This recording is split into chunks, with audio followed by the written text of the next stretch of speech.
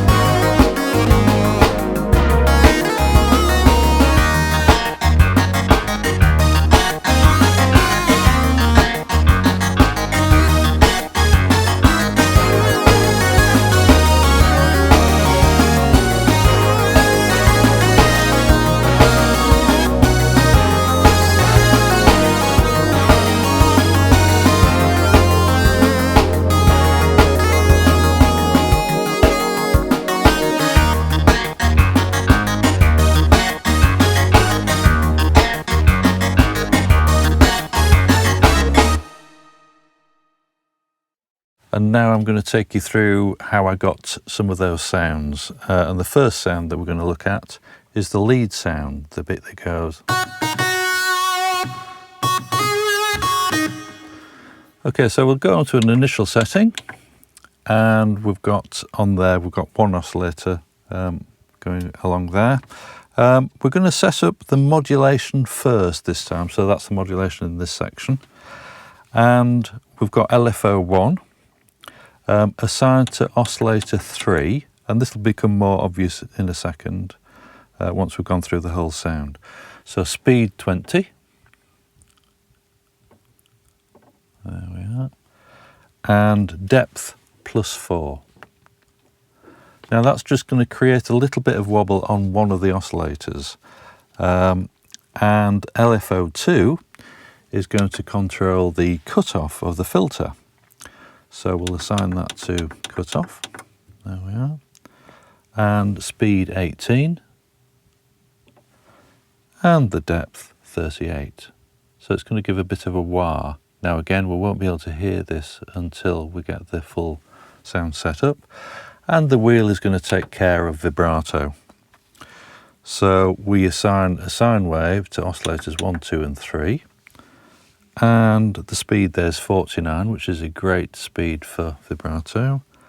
Depth 21.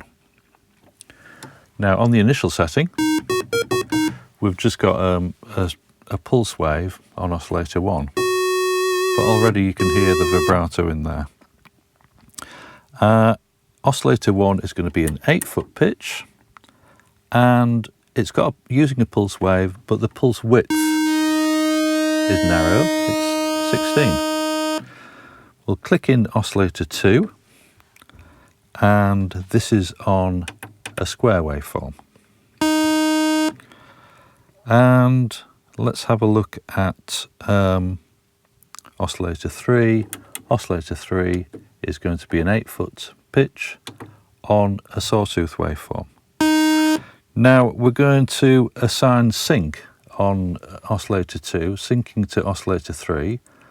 That means that when we alter the semitone on here, we're getting a different sort of tone, and that setting is +4. Okay, so we've synced those up together, and now once we've gone on to the filter, we can hear all the effects that we're going to be using with the track. So low pass filter, 24 dB per octave, cutoff 83.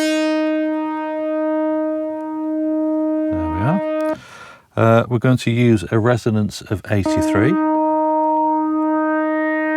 already you can hear the wow kind of sound that we set up on LFO2 with the cutoff. Okay, key track 78. So as we move up the keyboard, the sound gets brighter. And on here we need some drive, a drive of 61. And here we kind of get the effect of putting a guitar through distortion and through a wah-wah pedal in actual fact. We don't need any filter envelope whatsoever, so make sure that the amount is on 0. We don't really need any amplifier envelope, apart from attack 0. Oh yes, there we are, decay 76. So the sound will decay to the point that we've set up on the sustain, and sustain is 0. So it's going to die away to nothing. Do you know what? I'm looking at the wrong values here. Let's go on to sustain 127. That's better. And release 0. All we need then is to assign a little bit of reverb, and we're going to use time 79 and level 41, and that's pretty much our sound. And then over to the next sound. Before we move on to the next sound, I omitted to designate mono mode, which makes the sound cleaner once you're soloing there.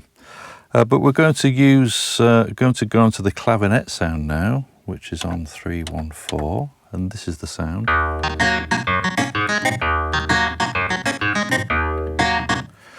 So we'll start with an initial setting, 700, and the first thing that we're going to do is put in a velocity of 64.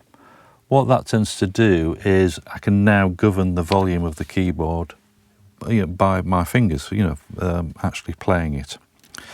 And we've got an initial setting where we've got oscillator 1. At the moment it's on a pulse wave. We need it to be on the wavetable, so we're going to have a little dip into the wavetable now. Oscillator 1, 16-foot pitch. Wavetable 31. It's always a nice effect, is that one. And the wave itself is pulse width value 55.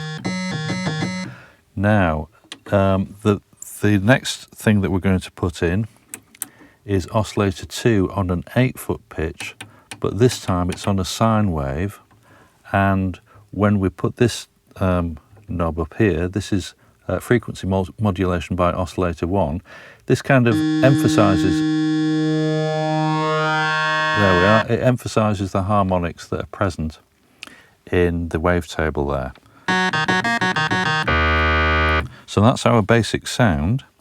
So we've put the FM by oscillator 1 up to its maximum value of 100. We're only going to use the 2 oscillators for this sound, but we want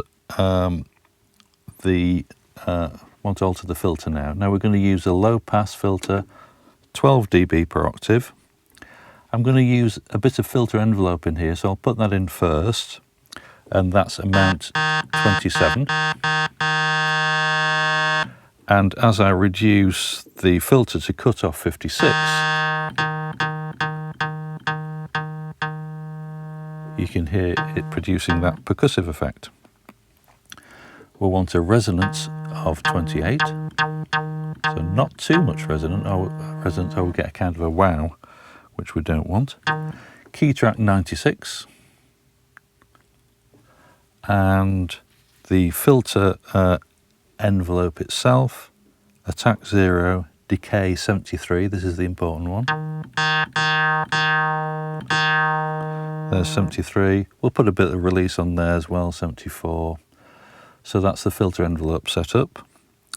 The amplifier envelope, attack 0, we've got decay 76. So again, it's going to decay away to the value that's set here, which this time is 0. But that's enough for the sound. Release 0. What's going to give it as a nice sort of phasing effect is on effects number 1, the phaser, and that's rate 20. This is the default setting, and depth 50. So you get that sort of squelchy effect. And the other thing that gives it a place in the mix is by using a short delay. So on effect number 2, I've used delay, and the delay time is 28. And the level 22. So you can hear that kind of quick repeat there. Level 22. And that's our final sound.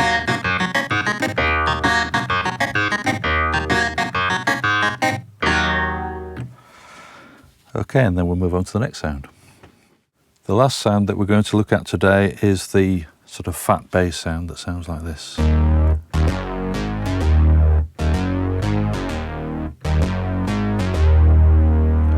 And I'll show you how I got that sound by going to an initial setting. And again, the first thing that we're going to do is control the velocity so it doesn't peak too much. Velocity 32. Okay, we've got oscillator 1 here on a pulse waveform. We need a 32-foot pitch, which is our, very low pitch indeed there. Pulse width 51. So you can hear square there and slightly a different value, 51 on that setting there. Oscillator 2, we'll click that in. That's a 16-foot pitch. We're going to use pulse wave again. Pulse width 26 this time. So a thin sound. 26. So we've got 2 sounds in now with a detune of +6. Already it's starting to sound quite fat. We'll click in oscillator 3 on a 16-foot pitch. Again, a pulse width waveform. This time the pulse width is 61. It would be nice if we could get that effect of me turning the knob. I'll go back to 61 there and we'll set up the LFO to do just that. So the LFO 1 is on a sine wave and the destination is pulse width modulation. Speed 13. You won't hear anything yet. There we are. And the depth 46.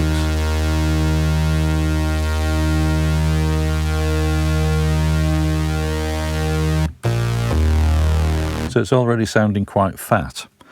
We can fatten it up with some chorus a little bit later on, but first of all the filter, and we're going to look at the filter amount of +19, and we've got a low pass filter 24 dB per octave, cutoff 83. There we are. We're not using any resonance on this, and the key track is smack bang in the middle there at 64. But we need to set up the filter envelope. So attack 0, decay 60.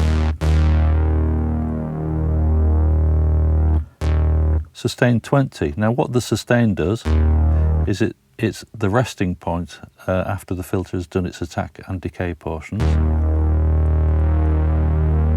So if I put it all the way up to the top, you've got the full filter effect. But now we're just going to use a value of 20 and release 57.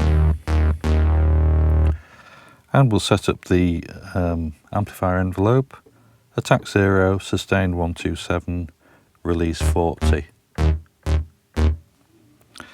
And as I said before, we're going to put in the default chorus setting, and the default chorus setting is rate 20 and depth 50. I'll just show you without the chorus at first, and with the chorus. So that's our setting for the track.